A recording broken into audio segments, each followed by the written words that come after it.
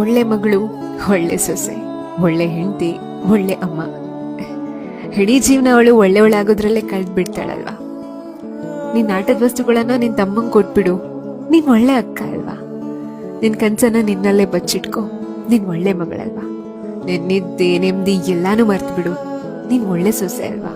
ನಿನ್ ಗಂಡನ್ ಚೆನ್ನಾಗಿ ನೋಡ್ಕೋ, ನೀನ್ ಒಳ್ಳೆ ಹೆಂಡತಿ ಅಲ್ವಾ. ಒಬ್ರು ಸಂಪಾದನೆಯಿಂದ ಮನೆ ನಡ್ಸೋದ್ ಕಷ್ಟ ಆಗುತ್ತೆ, ಮಕ್ಳ ಭವಿಷ್ಯಕ್ ಬೇಕಾಗುತ್ತೆ. ಆಫೀಸ್ ಕೆಲ್ಸನೂ ನೋಡ್ಕೋ, ಮಕ್ಕಳನ್ನು ನೋಡ್ಕೋ, ಒಳ್ಳೆ ಅಮ್ಮ ಅಲ್ವಾ. ಅವಳು ಇಡೀ ಜೀವನ ಪ್ರತಿಯೊಂದು ಹಂತದಲ್ಲೂ ಸ್ಯಾಕ್ರಿಫೈಸ್ ಮಾಡ್ತಾನೆ ಬರ್ತಾ ಇದ್ದಾಳೆ. ಅವಳಿಗೂ ಒಂದು ಕನ್ಸಿದೆ ಅನ್ನೋದನ್ನ ಮರ್ತು ಬಿಟ್ಟು ಎಲ್ಲರಿಗೋಸ್ಕರ ಬದುಕ್ತಿದ್ದಾಳೆ, ಅವಳಿಗೋಸ್ಕರ ಬಿಟ್ಟು. ಹೆಣ್ಣು ಅವಳ ತ್ಯಾಗ ಪದಗಳಲ್ಲಿ ಹೇಳಕ್ ಸಾಧ್ಯನೇ ಇಲ್ಲ. ಅವಳ ಮೌನದಲ್ಲಿ 1000 ಕಥೆಗಳು ಅಡಗಿದೆ.